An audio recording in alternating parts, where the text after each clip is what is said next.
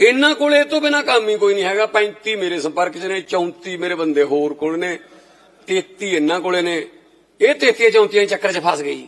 ਇਹਨਾਂ ਨੇ ਕਦੇ ਕਿਹਾ ਹੋਵੇ ਵੀ ਪ੍ਰਧਾਨ ਮੰਤਰੀ ਕੋਲੇ ਉੱਥੇ ਚੱਲੀਏ, ਰਾਹੁਲ ਗਾਂਧੀ ਨੂੰ ਤੁਹਾਡੇ ਵੱਡੇ ਲੀਡਰ ਨੇ, ਨੈਸ਼ਨਲ ਲੀਡਰ ਨੇ, ਉੱਥੇ ਲੈ ਚੱਲੀਏ, ਕਦੇ ਉੱਥੇ ਬਹਿ ਕੇ ਗੱਲ ਕਰ ਲਈ ਉਹਨਾਂ ਨਾਲ ਵੀ ਆਹ ਕੀ ਕਰ ਰਹੇ ਹੋ? ਨਾ, ਇਹ ਸੰਪਰਕ ਸਾਧਨ ਤੇ ਲੱਗੇ ਹੋਏ ਨੇ, ਆਪਦਿਆਂ ਨਾਲ ਸੰਪਰਕ ਹੈ ਨਹੀਂ। ਜਦੋਂ ਦੀ ਸਹੁੰ ਚੱਕੀ ਹੈ ਉਹਦੇ ਲੱਗੇ ਨੇ। 6 ਮਹੀਨੇ ਨਹੀਂ ਕੱਢਦਾ ਭਗਵੰਤ ਮਾਨ। 6 ਮਹੀਨੇ ਬਾਅਦ ਕਹਿੰਦੇ ਸਾਲ ਤਾਂ ਨਹੀਂ ਕਢਾਉਂਦਾ। ਇਹ ਜਿਵੇਂ ਆਪਾਂ ਕਹਿੰਦੇ ਬਿਮਾਰ ਬਜ਼ੁਰਗ ਨੂੰ ਨਹੀਂ ਕਹਿੰਦੇ ਹੁੰਦੇ ਐਤਕੀ ਦਾ ਸਿਆਲ ਨਹੀਂ ਕਢਾਉਂਦਾ। ਫੇਰ ਕਹਿੰਦੇ ਲੈ ਗਿਆ ਲੈ 2 ਸਾਲਾਂ 'ਚ। ਜੋ 2 ਸਾਲ ਹੋ ਗਏ, ਦਿੱਲੀ ਦੇ ਇਲੈਕਸ਼ਨ ਤੋਂ ਅਗਲੇ ਦਿਨ ਹੀ ਬਦਲ ਦੇਣਗੇ।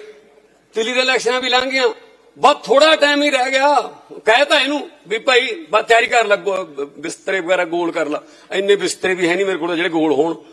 ਉਹ ਭਾਈ ਆਪਦੀ ਪੀੜੀ ਥੱਲੇ ਸੋਟਾ ਫੇਰ ਲੋ, ਤੀਜੀ ਵਾਰ 0 ਆ ਗਈ ਉੱਥੇ।